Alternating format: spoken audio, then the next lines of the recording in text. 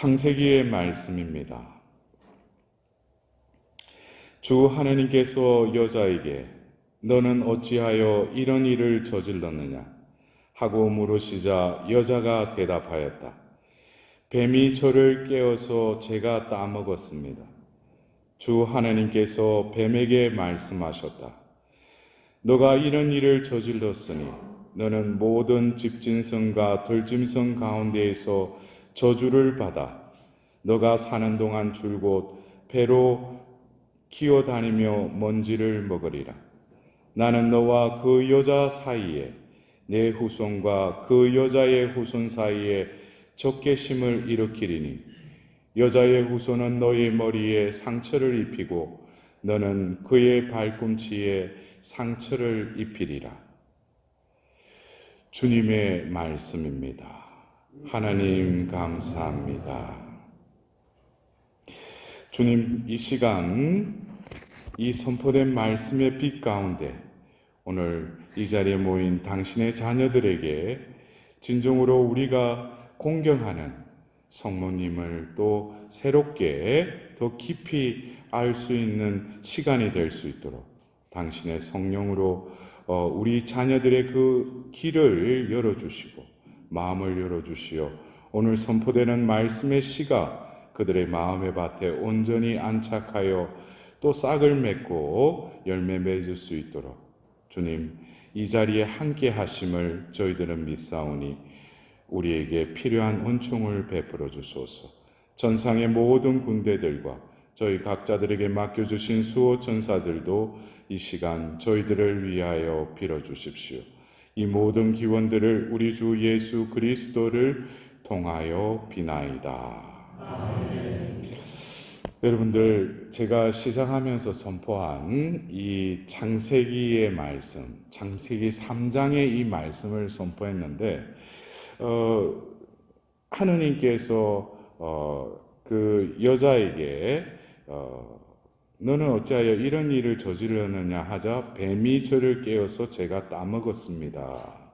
이었고 14절에 3장 14절에 주 하나님께서 뱀에게 말씀하셨다 하시면서 그 뱀이 그 죄를 짓게 한 그 실체는 사탄이죠. 저주를 베풀면서 바로 3장 15절에 나는 너와 그 여자 사이에, 그러니까 너라는 것은 바로 이 뱀의 형상으로 온 이 사탄을 말하는 거예요. 너와 그 여자 사이에, 너의 후손과 그 여자 사이에 적개심을 일으키리니 여자의 후손은 너의 머리에 상처를 입히고 너는 그의 발꿈치에 상처를 입히리라. 여러분들, 그 뱀의 머리를 그 상처를 입히고 발꿈치에 상처를 또 입히리라. 이 기절은 여러분들이 이 레지오의 그 목적에 있어서 바로 그 여자라는 것은 이 창세기 3장 13절에 그 하나님께서 여자에게 너는 왜 이런 일을 저질렀느냐 한 그 아담으로부터 나온 그 여자가 아니라 바로 죄를 짓고 나서 하나님께서는 바로 창세기 3장 15절에 그 여자를 또 지칭하십니다. 바로 그 선악과 나무를 따먹은 여자가 아니라 그 여자가 아닌 또 다른 어떤 그 여자를 지칭을 하셔요.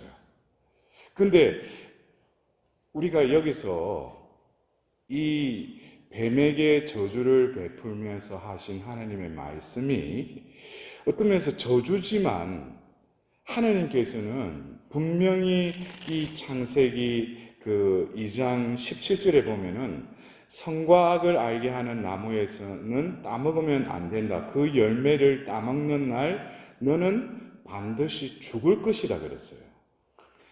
근데 창세기 3장에서 그들이 선악과 나무를 열매를 따먹었잖아요. 그러면 창세기 2장 17절의 말씀이 이루어진다면은 그들은 어떻게 돼요? 죽어야죠.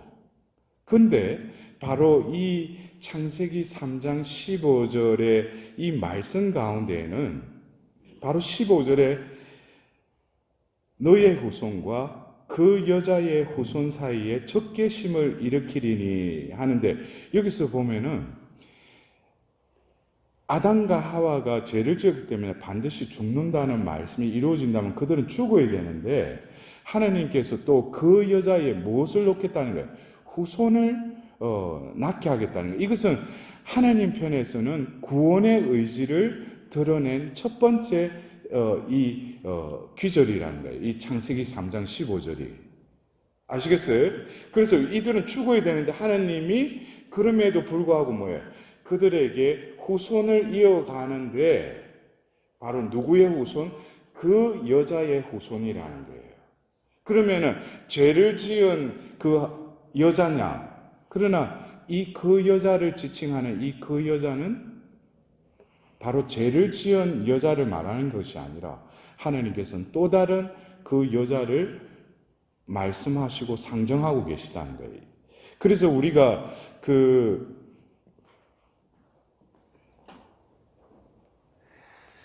창세기 이 3장 15절은 우리가 이 마리아에 대한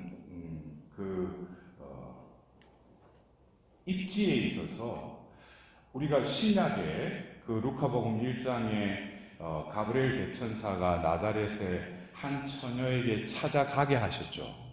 근데 그때 이 마리아가 등장하지만 이미 그 여인이 있기 전에 바로 창세기에 하나님께서는 이미 그 루카복음 1장의 나자렛의 그 처녀를 이미 상정해 놓으셨다는 거예요.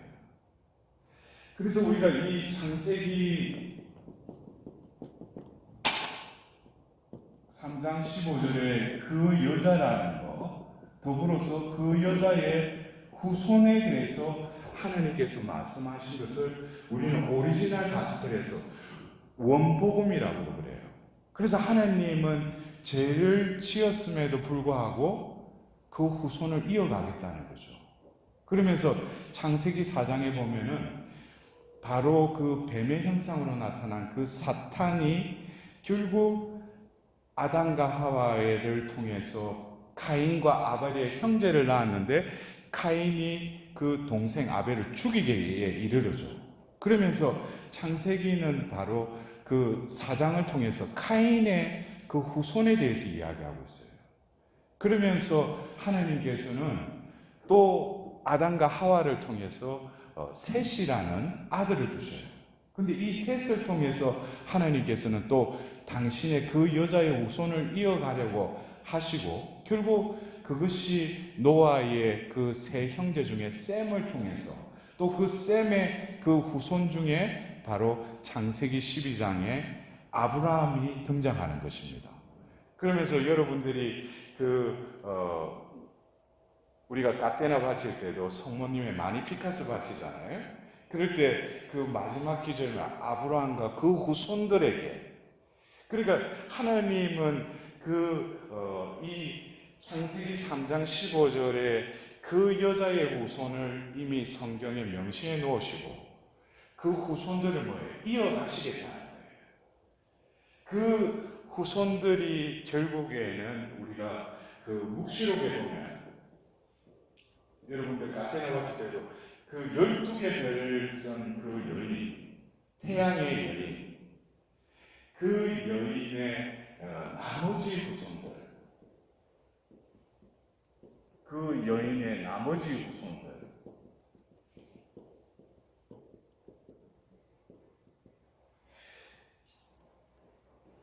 여러분들이 이 묵시록 12장을 보면은 바로 용의 형상으로 우리가 뱀이 사탄이 아니죠. 뱀을 통해서 뱀의 형상으로 와서 유혹한 거지만 그 실제는 바로 그 사탄이잖아요. 근데 묵시록 12장에는 또 용의 모습으로 나타나요. 근데 이 용이 그 여인과 싸우다가 이제 그 싸움에서 지고 이 지상으로 내려오는데 바로 이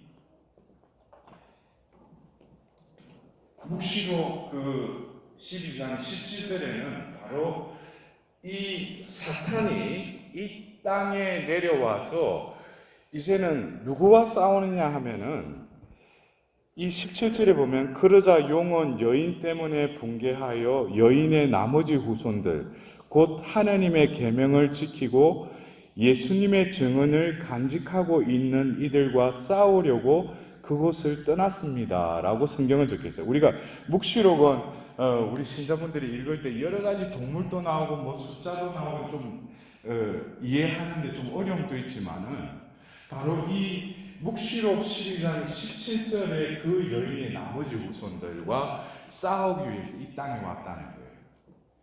여러분들 레지오 마리아의 라틴어의 원래 우리 한국말이 뭐예요? 레지오가 뭐예요? 군대죠. 마리아는 마리아의 군대라는 거예요. 그렇기 때문에 우리가 레지오에 입단을 했다. 그러면 이제 우리 형제님들 다 군대 입대해본 경험이 있으시듯이 우리도 성모님의 군대에 입단을 하는 거죠. 그러면은 군대에 입단을 했으면은 군대에 입대를 했으면은 교육을 또 훈련을 받지 않습니까? 그러면서 군인에게는 뭐가 있어야 돼요? 군기가 있어야 되잖아요. 그것처럼 그렇다면 우리가 성모님의 이 군대의 단원이라면 군기에 해당되는 어떤 영적인 차원에서 레지오의 영성을 우리가 갖춰야죠.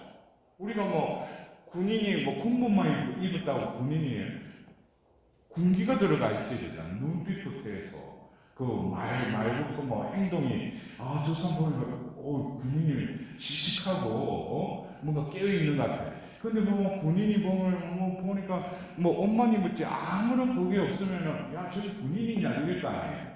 근데 우리는 이 레지오 군대라는 거 군대에 내가 입단을 했다는 거예요. 이 레지오에. 그러면 여러분들이 어떻게 보면은 그 교회에 여러 신심단체가 있는데 바로 마리아의 군대에 입단을 했다는 거예요. 그것에 대해서 여러분들 각자가 누가 이렇게 레지오 들어가야 해가지고 이렇게 들어왔는데 와서 보니까 교본 읽고 또 묵주기도 가지고 또 활동 보고하고 그러다가 1년, 2년, 3년 이렇게 연수가 채워지는데 진정으로 여러분들이 내가 레지오 단원으로서 어떤 삶에 진짜 성모님의 보호를 받고 또 성모님과의 관계가 내가 입단을 하고 연수가 채워지면서 여러분들 어떻게 성장하시는 것 같아요? 어떠신 것 같아요? 여기서 10년 이상 되신 분 한번 손 들어보시죠. 레지오 활동. 어떻게 10년 동안 좀 강산이 변한다는데 어떻게 좀 바뀌었어요? 네? 레지오를 또 그리고 매주 나와야 되잖아요. 그죠? 주에 짱쓰게 해야 돼요. 그렇다면 이게 10년 넘게 있다면 이거는 많은 횟수죠. 그렇다면은 우리가 이 20세기에 레지오가 이렇게 창단이 되면서 전 세계적으로 이게 퍼져 있지만 우리가 이 교회에 있어서 어떤 이 시대의 흐름이 있는데 지금 우리가 살고 있는 이 21세기 또 20세기를 전후해서 교회의 어떤 이 흐름들이 제가 소속되어 있는 이 천주교 사도직회라고 하는 곳도 옛날에는 보통 이렇게 수도회 하면 정주 생활을 했어요. 그래서 베네딕토회나 이런 데는 그 영역 안에서 그냥 평생을 거기서 사는 거예요. 예? 그리고 또 같이 24시간 모여요. 같이 활동을 해요. 그래서 기도 시간에 모여서 같이 기도하고 또 노동이나 사도직을 하고 또 같이 모여서 기도하고 근데 그것은 그 시대에 또 그런 것이 필요했고, 또 얼마 전에 우리가 그 추기를 맞은 그 아시시의 성 프란체스코 성인으로 인해서 그걸 탁발수도회라고 해요.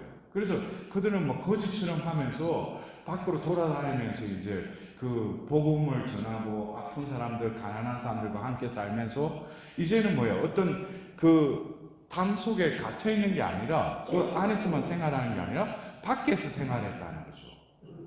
그러면서 이제 그 어떤 예수회나 여러 어떤 수도 단체들이 근세기에 그 창립된 어떤 이런 교회의 단체들을 보면은 사도적 생활이라고 해서 공동 생활은 같이 하지만 각자가 뭡니까? 사도직을 또 해 나간다는 거죠. 그렇다면은 각자 이렇게 사도직을 하다 보면은 식사도 그렇고 같이 이렇게 기도 시간에도 사도직 어디 가서 하고 있는데 또 기도 시간에 와서 기도하려고 모여서 기도 못 한다는 거죠. 그러면 뭐예요? 각자가 자기가 지금 있는 곳에서 기도도 또 따로 하는 거예요. 그러니까 이 흐름이 시대의 흐름에 따라서 어떤 이렇게 성령께서 그 시대에 맞는 어떤 그런 것을 이렇게 이끌어 가신다는 것이죠.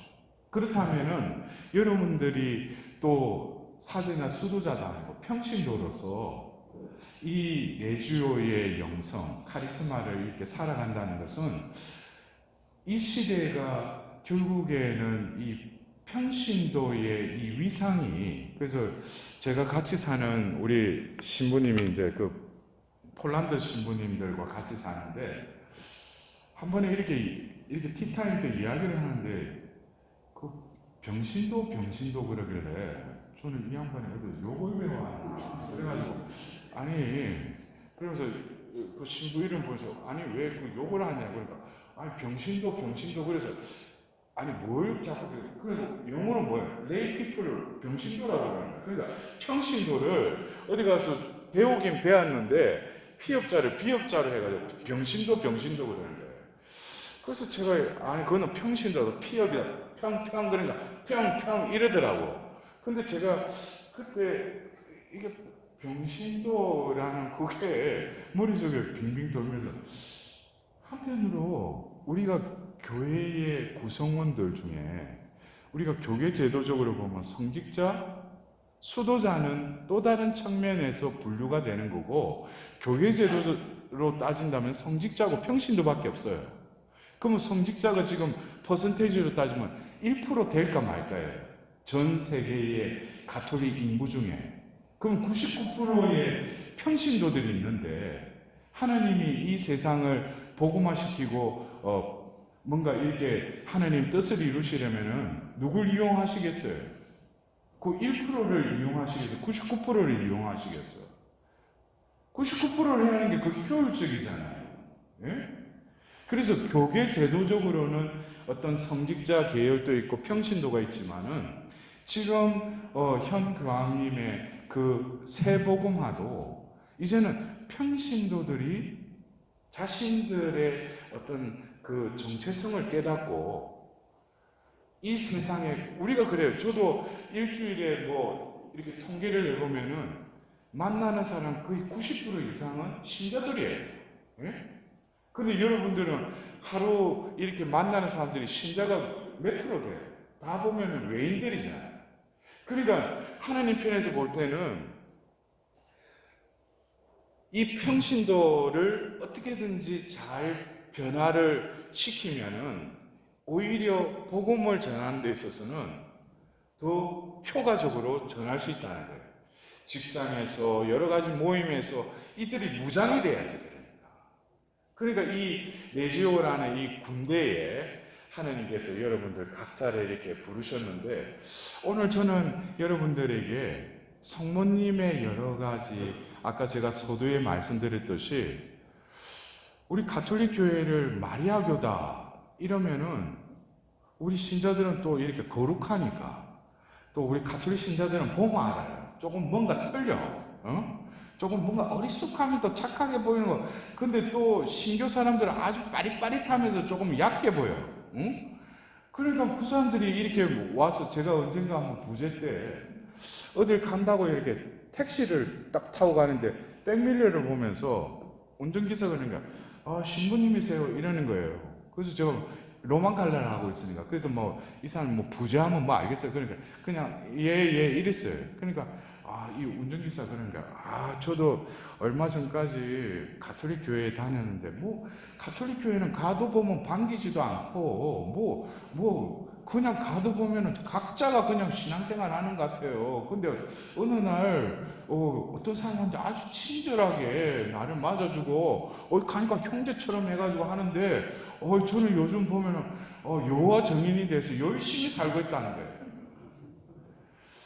그래서 이분이 왜 가톨릭의 원래 세운 교회에 신자였는데 또 여호와 증인을 빠졌네.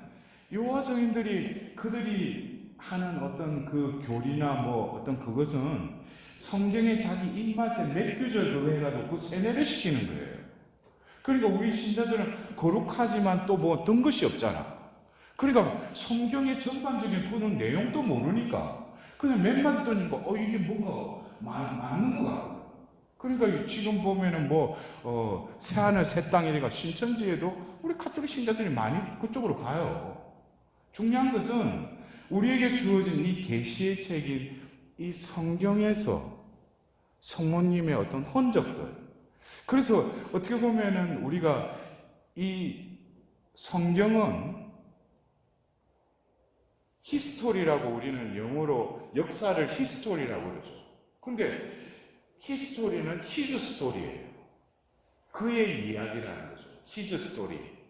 그래서 그가 누구예요? 히스토리의 주인이 누구예요? 우리가 신자가 되기 전에도 우리 한국에서는 그 주민등록증 있잖아요. 그럼 주민등록증이 여러분들 1800년도 태어난 사람 없었고 거기다 보니까 1900년도에 태어난 것 같으신데 1900 몇 년도 몇월 며칠 이게 어디에 근거해서 1900 몇 년도라고 그래요? 우리가 신앙을 가지기 전에도 우리가 태어났는데 그 연도가 그렇게 정해진 거예요. 그거를 이렇게 거슬러 가면 어디를 통해서 BC, AD가 이렇게 분기점이 일어나는 거예요. 바로 예수를 통해서 오기 전에 또 오고 나서 그래서 역사의 이 모든 것은 우리가 히스토리라는 게 그의 이야기라는 게 바로 예수를 지칭하고 있다는 것이죠. 그래서 성경도 구약은 어디를 향해 나아가고 있어요? 바로 예수님 오심을 이 구약이 준비했다면 바로 이 신약은 예수님의 오심으로 인해서 바로 하나님의 뜻이 역력히 이루어졌고 완성되었지만 이것을 이어가기 위해서 예수님은 무엇을 세우시겠다고 해요? 교회를 세우겠다고 그랬죠. 그래서 이 교회에 속해 있는 우리들은 결국 예수님을 또 기다리고 있죠. 그것은 뭐예요? 첫 번째 오셨지만 두 번째 오심을 기다리기 위해서 이 교회는 이 역사의 또 흐름 속에서 위치하고 있는 거예요. 그래서 우리가 이 히스토리라는 예수님의 어떤 이 모든 역사의 이 주인이신 예수님의 이 이야기인 이 성경에 있어서도 우리는 이 성모님의 그 흔적을 분명히 우리가 레지오 단원이라면 와서 너희들 가톨릭을 보면 성모님 교회냐고 왜 성모님께만 기도하냐고 성모님께 기도해야 돼요. 왜? 바로 하나님의 구원의 역사는 이 마리아를 통해서 운용이 된다고 해도 과언이 아니에요. 그렇다면은 우리가 이 창세기 3장 15절에 바로 죄를 짓고 나서 죽어야 될 그들을 다시금 하나님께서 구원의 의지를 드러낸 게 창세기 3장 15절이고 그 3장 15절에 그 여자를 지칭하죠. 그러면서 구약에서는 바로 이사야스와 스바니아스를 통해서 아하즈에게 표징을 보여주겠다 그러면서 뭐예요? 처녀가 잉태하여 아들을 낳으리라 라는 말을 또 예언케 하셔요. 그래서 바로 우리가 그 가톨릭에서 그리스도교에서 믿는 하느님은 삼위일체 하느님이죠. 그것을 어떻게 우리가 알 수 있어요? 성경에 그렇게 계시하셨다는 거예요. 리빌레이션. 당신을 그렇게 드러내셨다는 거죠. 그러면 구약에서는 뭐예요? 성부 하나님을 드러내셨죠. 그러면서 바로 창세기 3장 15절에 그 여자를 이미 상정해 놓으셨다는 거예요. 그것이 때가 되자 뭐예요? 바로 성부로부터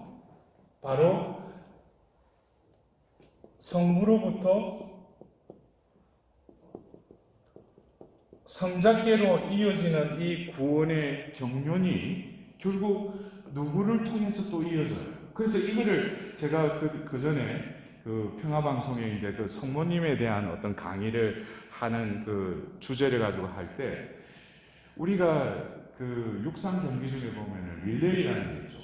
계주대회. 그때는 이렇게 하면 400m에 4명이 뛴다 그러면은 혼자서 달릴 때는 자기 혼자만 기록이 좋은 사람이 1등 하겠죠. 그러나 이 릴레이에서 쓰는 이 기록 단축뿐만 아니라 1등을 하려면은 그 선수들이 단합이 되고 무엇에서 이게 그 기록이 좌우가 되겠어요. 각자가 가지고 있는 기록도 있지만 바로 바톤을 주고받는 그 시간을 얼마만큼 스무스하게 이렇게 하느냐에 따라서 또 기록이 단축되지 않겠습니까? 아무리 각자가 보면은 기록이 좋다 해도 이 바톤을 주고받는 이 연습을 제대로 안 하면은 이 릴레이는 기록이 제대로 안 나온다는 거죠. 그렇다면은 바로 이 릴레이 경기에 이 주자들이 그 다른 사람에게 이 바톤을 넘기고 또 다음 주자가 바톤을 받고 달리듯이 바로 이 바톤의 역할을 바톤이 바로 하나님의 구원의 경륜에 있어서 바로 이 바톤이 마리아라는 거예요. 그래서 바로 성부를 통해서 성자께로 이어질 때 바로 루카복음 1장에 라자렛의 그 처녀에게 가브리엘 대천사를 보내시죠. 근데 하나님도 그래요. 그 여인이 노해버리면 뭐겠어요? 성부에서 성자께로 이어지질 않죠. 근데 그 가브리엘 대천사의 아뢰을 받고 하나님의 뜻을 말씀을 듣고 나서 뭐예요? 저는 주님의 종입니다. 지금 말씀하신 대로 저에게 이루어지기를 바랍니다. 루카복음 1장 38절의 그 피앗이 결국 뭡니까? 바톤이라는 거예요. 그래서 바로 성부께로부터 성자께로 이제 뭐예요? 바톤이 이어지죠. 그러면서 이 바톤을 가지고 또 성자께서 열심히 달리시는 거예요. 그래서 그 이 생애를 통해서 예수님이 이제 순환을 당하기 전에 그들을 모아놓고 발을 씻기시고 새 계명을 주시고 나서 그들이 알아듣던 못 알아듣던 예수님이 이런 말씀하셔요. 내가 너희들에게 또 다른 협조자를 보내겠다. 빨라꼬리또 그 위로자 성령을 보내겠다. 그분이 오시는 것이 너희에게는 오히려 유익하다 하시면서 그들이 이해를 못한 거죠. 근데 바로 이 성자로부터 해서 성령으로 이어지는 이 레이스에 있어서 바로 성자로부터 성령으로 이어지는 데 있어서도 이 여인을 바톤 역할을 하신다.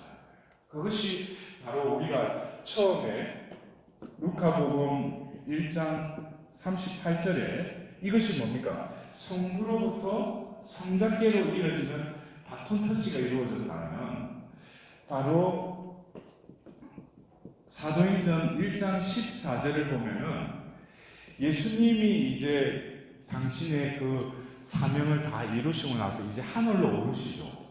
오르시기 전에 바로 그들에게 또 그 사도행전 1장 8절에 보면은 성령이 너에게 내리시면 너희는 힘을 받아서 예루살렘과 온 유다와 사마리아 땅 끝에 이르기까지 나의 증인이 될 것이다 하시고 예수님이 하늘로 올라가셔요. 그리고 나서 그들이 묵고 있던 이천방으로 올라가는데 그러면서 루카복음 12장에서 14절에는 바로 그 가룟 유다는 예수님을 배반하고 죽었잖아요. 그래서 11제자의 실명이 거론되고 나서 14절에 바로 여러 여자들과 예수의 어머니와 형제들이 한 마음으로 기도에 전념하였다라고 바로 사도행전 1장 14절에 이렇게 나와 있어요. 우리가 볼 때는 성령 강림이 어디에 적혀 있어요? 성령 강림 사건. 사도행전 2장에 나와 있죠. 여러분들 성경 안 읽으세요? 예지도 안 읽으시잖아요. 예? 분기를 갖추는 철저한 성모님이 말씀이 이루어지기를 바라는데 말씀을 가까이 하면 어떻게 우리가 분기를 갖출 수 있겠어요? 예? 참 신기해요. 제가 참 우리가 교회 안에서 보면은 여러분들 신비라는 게 우리가 일상생활에서도 아주 신비로운 일들이 많이 일어나요. 그래서 제가 언젠가 어느 교구에 가서 반장들을 모아놓고 이렇게 피정을 딱 하는데, 피정 끝내고 이제 파견미사를 딱 하는데, 제가 그날에 이제 강론 때 보통 그 교구에서 반장들을 하면 수백 명이 이렇게 앉아있는데, 여러분들 중에도 반장이 계시면 그래도 본당에서 열심히 하는 거 아니겠어요? 그래서 제가 그날 이렇게 강론하면서 첫마디 그랬어요. 여러분들 오늘 복수 말씀이 뭐였냐고 좀 물어봤어요. 그러니까 일제히 이거 약속한 듯이 머리를 탁 쳐봤는데 나를 보기 싫다 이러지. 아니 내가 뭐 딴 거 물어본 것도 아니고 오늘 일독서에 뭐가 이렇게 선포되느냐고 물어봤는데 그냥 머리를 탁 숙이고 저하고 단절하겠다는 거예요. 그러면서 이것은 큰 신비다. 왜냐면 조금 전에 요즘에 이 스피커 시설이 얼마나 돼요? 음량 시설이 분명히 독서자 와가지고 아주 연습을 해가지고 똑똑하게 선포를 했는데 앉은 신자들이 안 들리는 거예요. 이것은 큰 신비가 일어나는 거예요. 그런데 만일에 어디 마트 가가지고 우리 장인님들 마트 가가지고 몇 번 코너 뭐 해가지고 뭐 한다고 그러면은 그거 말이 보면 어떻게 그쪽으로 다른 박자 그쪽으로 가. 그러니까 우리 형제님들 같은데 어디 뭐 주식 투자하면은 무슨 뭐 인터넷이라든지 뭐 폰을 거기는 아주 보면은 집중을 잘하면서 성당에 오면 이게 귀와 눈이 다 마비가 돼. 그래서 저는 이게 신앙의 신비라는 게 사제가 그냥 이 성변화가 일어난 걸 보고 신앙의 신비요 그러면은 여러분들이 주님께서 오실 때까지 그렇게 응답을 하는데 저는 신비가 많이 이루어져요. 말씀만 읽으면 영원한 생명을 얻는다는데 우리 신자들은 말씀을 안 읽어요. 처박아놓고 그리고 말씀 읽으면 이거는 수면제보다도 더 잠이 잘 오는 거예요. 이거 신비죠 이게. 그러놓고 보면은 과연 우리가 신자로서 다른 사람하고 뭐가 차이가 있느냐? 세상 것에는 똑같이 이렇게 민감하면서 신자라면 적어도 그 사람을 통해서 하나님 그리스도의 향기가 풍기려면은 그 사람 안에 하나님의 현존이 하나님께 함께 하시고. 그래서 우리가 그래요. 우리 가톨릭처럼 하나님이 우리와 함께 계심을 100% 우리에게 그 은총을 주신다는 것이 바로 그것이 미사를 통해서 우리에게 주어지는 거예요. 첫 번째 뭐예요? 말씀을 통해서 우리에게 먹여주시는 거예요. 더불어서 성취성사를 통해서 뭐예요? 예수님이 직접 나에게 오신다는 거예요. 예수님이 내 안에 오신다는 거예요. 우리가 많은 은총 중에 하나님이 내 안에 오신다고 이거는 엄청난 신비가 이루어진 거예요. 그런데 우리가 보통 보면은 어느 본당 가면은 이런동 성당에는 주차장이 건데 여러분들 그래요. 우리가 이 성당에서 가장 은총이 충만한 곳이 어디예요? 네? 성전이에요. 여러분들 어디라고 생각하셔요? 이 성당 건물 안에서 가장 은총이 충만한 곳. 내가 성전이라고 그러면 성전이 그 은총이 충만하면 내가 왜 물어보겠어? 그 뻔한 질문이잖아. 근데 저 친구가 저렇게 물어볼 때는 또 뭔가가 있으니까 물어볼 거 아니에요. 근데 에스카레이트 주차장의 은총이 가장 충만해. 왜냐하면은 미사 때 하나님이 각자에게 맞는 은총을 다 주셨는데 이제 주차장 가서 차 빼려고 하는데 누가 보면 차 앞에 또 누가 내놨네. 그러니까 입에서 그냥 막 많이 튀어나오는 거야. 그러니까 언축도 같지만 그냥 다 나오는 거야 그냥. 그러니까 막 주차장에 언축이 가장 충만한 거야. 그래서 우리가 이게 살아가면서 얼마만큼 은총을 헛되이 흘러보내는 거야. 그러니까 하는 보고 은총 달라고 그러죠. 그래서 다시 돌아와서 우리가 이 성령께서 오신 것은 사도행전 2장이에요. 이것을 통해서 뭐예요? 바로 성부로부터 성자께로 이어진 구원의 역사가 이제 뭐예요? 성령께로 이어지죠. 이제 성령의 시대가 시작돼요. 근데 바로 그들이 먹고 있던 이천방, 영어로 하면 세나클, 그 이천방에서 그들이 9일 동안 바로 예수님이 부활하신 후 40일 만에 승천하셨죠. 그리고 50일째 되는 날 성령이 그들 가운데 임하셨죠. 그러면 40일째 올라가시고 50일째 왔습니다. 그 갭이 뭡니까? 9일이라는 거예요. 우리가 왜 9일 기도를 받죠? 바로 여기에 근거하고 있어요. 9일 동안 기도했더만 10일째 되는 날 뭐예요? 성령이 임하신. 그래서 이 9일 동안 성경의 루카 복음사가가 복음서 다음으로 적은 이 사도행전의 1장 14절에 바로 9일 동안 예수의 어머니가 바로 그 제자들과 함께 성경에서 120여 명의 사람들이 모여서 함께 기도했다는 거예요. 제가 원래는 이런 성모님 그룹에 제가 이렇게 뭐 강의를 이렇게 주로 다니는 게 아니에요. 제가 주로 우리 그 교회의 어떤 단체들 중에 성령, 케리스마틱, 이 성령의 신그룹에서 저를 많이 불러요. 예? 왜냐하면 이제 뭐 그 은사적인 것이나 또 성령에 관련된 그런 것을 하나님께서 저에게 또 어떤 메시지를 주시기 때문에. 근데 제가 그 2016년도 같아요. 제가 그 난가주에 그 성령대회라고 해가지고 미주 지역에는 우리 한인들 중에 그 여러 가지 비전 프로그램도 많지만 성령대회가 가장 큰 모임이에요. 그러나 그 성령대회를 통해서 각 지역에서 우리 신자들이 와요.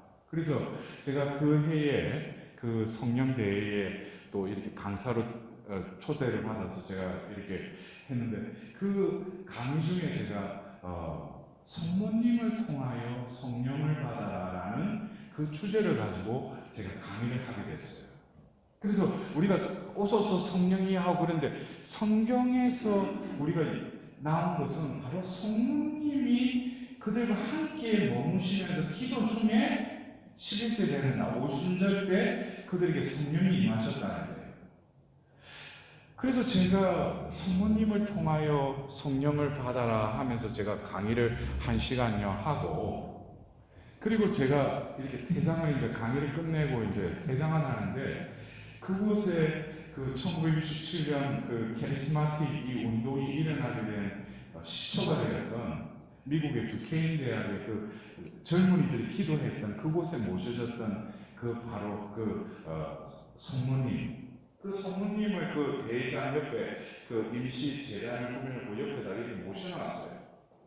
그래서 제가 지나가면서 그 성모님 옆에, 왜냐면 조금 전에 제가 강의를 성모님을 통하여 성령을 받아라 그런 강의를 했으니까 제가 지나가면서 성모상을 이렇게 딱 보면서 윙크를 딱 했어.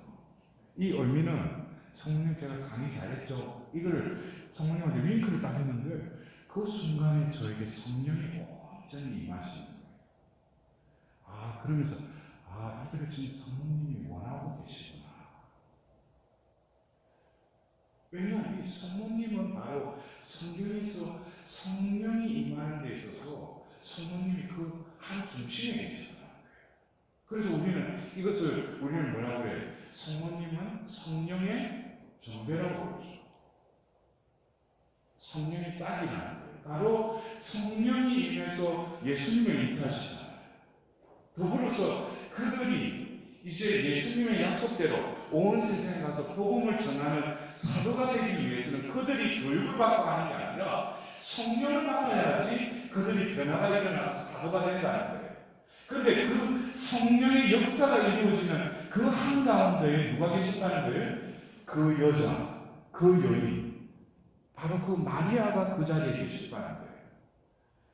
그래서 제가 그 남가주 성령 대회를 끝나면서 이게 지금 성모님이 원하시는 뜻이구나 해가지고 또 하나님께서는 저를 보면은 북가주, 동남부, 동중부, 그다음 유럽까지 해가지고 성령 대회를 다 이끄셨어요.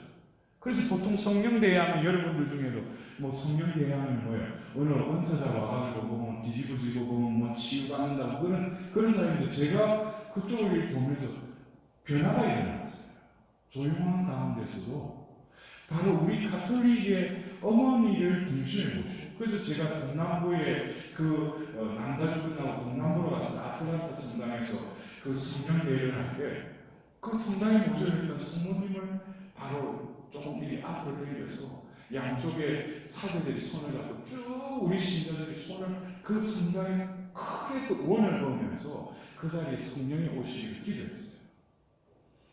그리고 워싱턴에 갔어요. 또 그 북가주의 오클랜드 갔어요. 또 유럽에 또 그 켈런에 가서 유럽 신자들이 모인 자리에서 바로 성모님을 모시고 이 자리에 성령이 임해다. 그리고 우리 한국에서도 지금 이제 제가 이번 5월달에도 동성고등학교에서 서울 체납골로 그 대피점을 할 때 제가 올해 초청을 하고 제가 그 자리에서도 바로 성령님은 성령의 전배로서, 그래서 제가 아까 여러분들 그런 말씀드렸죠. 레지오 군기가 없으면 안 되잖아. 그렇다면은 우리가 레지오의 단원이라면은 여러 가지 규범의 어떤 그것도 지켜야 되지만 그 프랭크 더프를 통해서 이 창립된 이 레지오라는 이 신진단체는 어떻게 보면은 이 시대의 사도의 삶을 살아라는 거예요. 각자가 주의 모임에 와서 묵주기들을 통해서 바로 성모님과 함께 우리가 뭡니까? 다시금 그 세너클로 들어가야 돼요.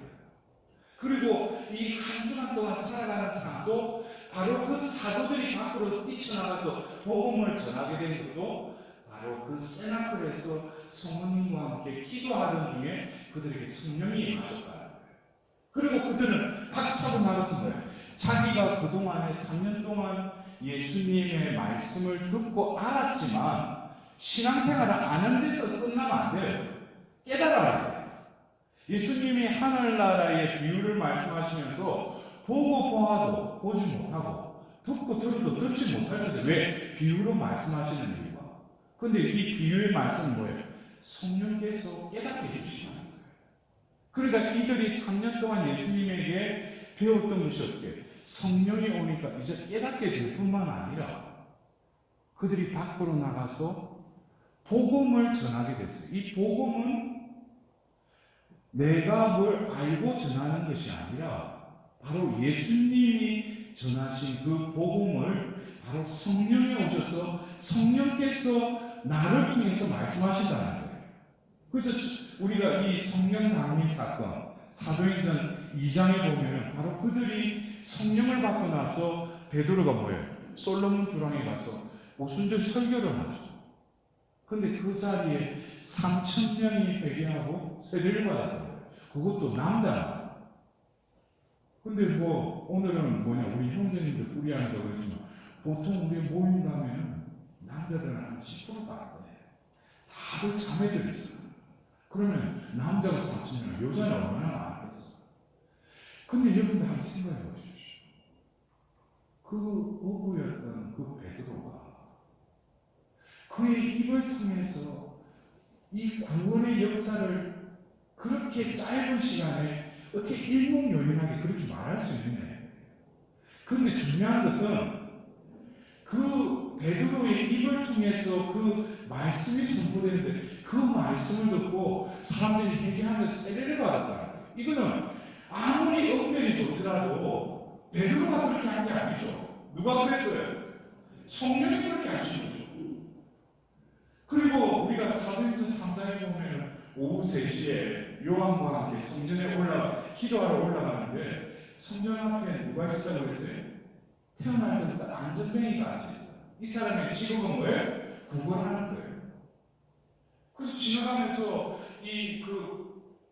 이 사람이 안전뱅이가 베드로하고 요한 가는데 좀 한 푼 주십시오 이렇게 하는데 베드로가 그를 유심히 알아보니까 그에게 다가가요.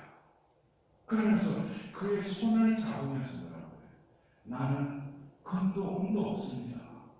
그러나 우리를 구원할 유일한 이름 주 예수 그리스도의 이름으로 일어나 걸으시라고 그 손을 잡고 벌떡 일어나요. 우리가 볼 때는 그것이 어떻게 그런 일이 일어날 수 있어요?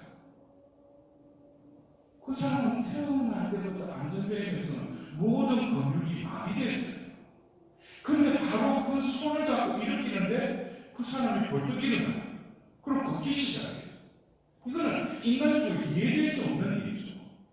근데 그것이 바로 누구를 통해서 일어났다는 거예요? 베드로를 통해서 일어났다는 거예요. 그래서 심지어는 사도행전에 보면은 바오로가 전도 여행을 하는데 바오로의 그 그림자, 지나가는 그림자에 사람들이 병거리들을 이렇게 지나가는데 뭐예요? 치유가 일어나는 거예요. 그게 바오로가 그렇게 하는 거예요? 아니죠. 눈에 보이지 않지만 그들에게 뭐예요? 하나님이 계신 거예요. 우리가 군대에 가면 군기는 뭡니까? 훈련을 통해서 여러 가지 생활 습관도 바꾸고 그러면서 서서히 군기가 잡히듯이 우리가 성모님의 군대에 일원이라면 다른 우리 신진단체도 있고 그렇지만 뭐예요? 우리가 내가 내주요 단원이다 이러면은 성모님께서 이 총사령관으로 이 내주요를 이끌어 가시는 데 있어서 당신 자녀들이 빠릿빠릿하게 보면은 바로 이 묵시록 12장 17절에 그 여인의 남이지 후손들을 양성하는 데 있어서 어떤 식으로 양성하겠어요? 아, 너희들 내지어 부분 열심히 해거라. 너희들 활동 열심히 해. 여러분들 그래.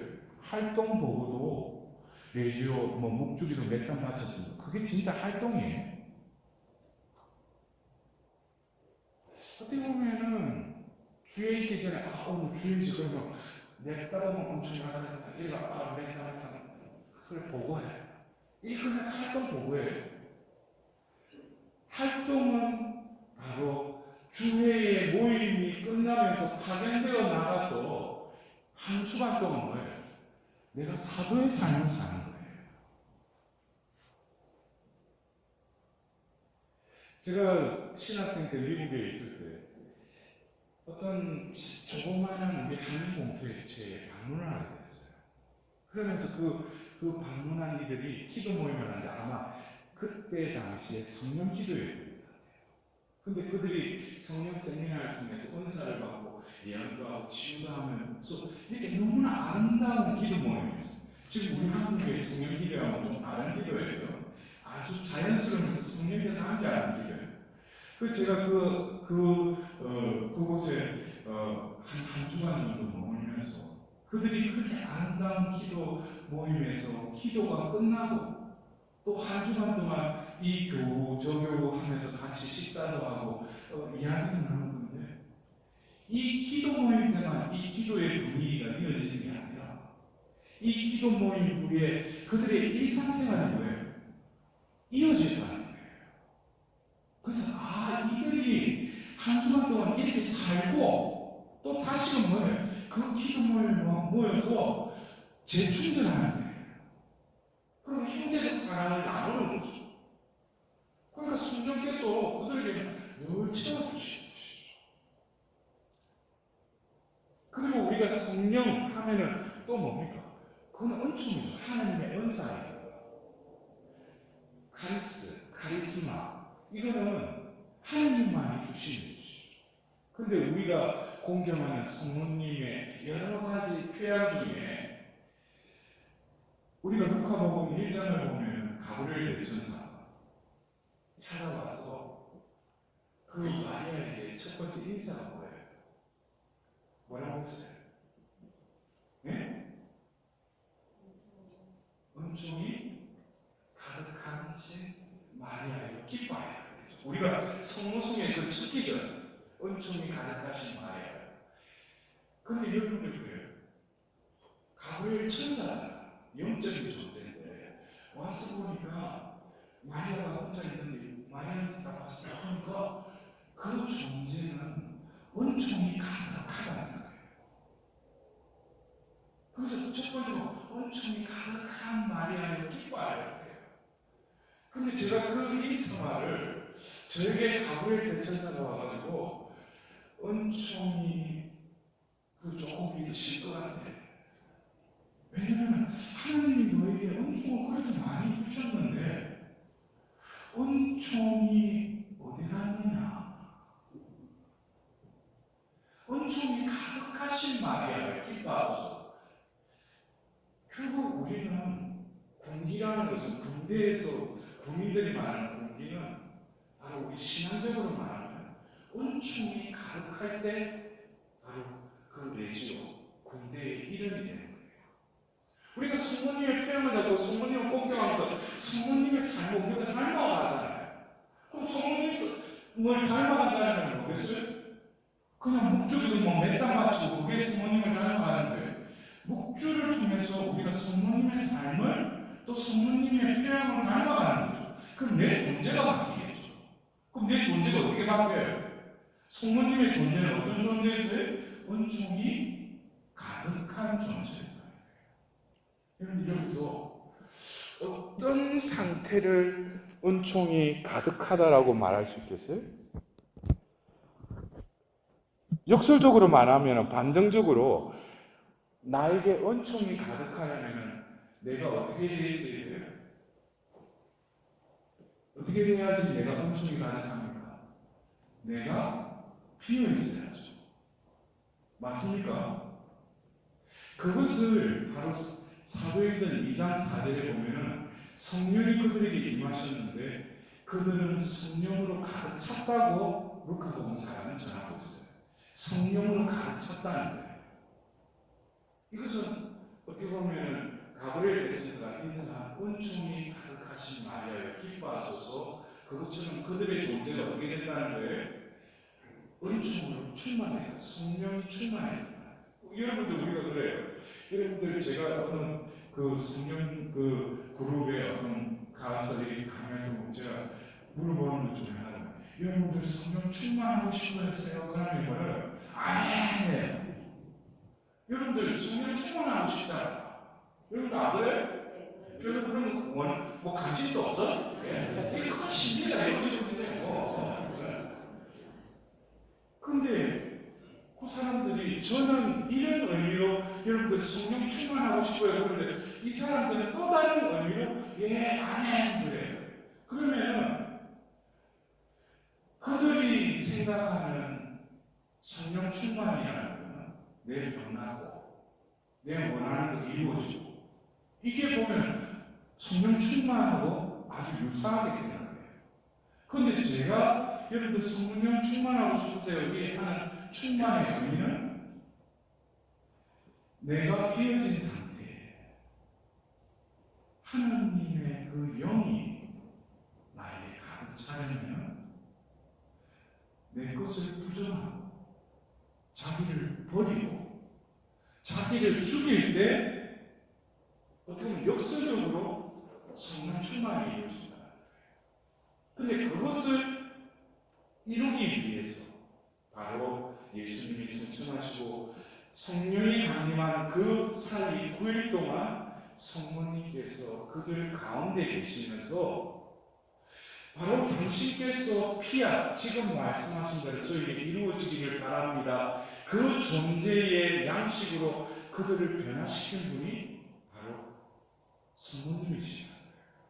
이 9일 동안 성모님께서 그들과 함께 계시면서 그들에게 하신 것은 성령 충만을 잊기 위해서 그들을 비우고 하나님의 말씀이 이루어지도록 그들을 준비시키신 거예요. 그래서 결국 이 성부로부터 성자께로 해서 성령으로 이어지는 이 바톤 역할을 뭐예요? 성모님이 하신 것이죠. 이해가 되시죠? 그러면은 이 릴레이에 있어서 이제는 성부로부터 성자께로 해서 성령으로 이루고 지금 우리는 이 교회의 시대, 성령의 시대를 살고 있어요. 근데 여러분들이 세례를 받은 게 조금씩 이렇게 연차가 있겠지만 세례를 받고 또 이 본당에서 레지오 단원이 됐어요.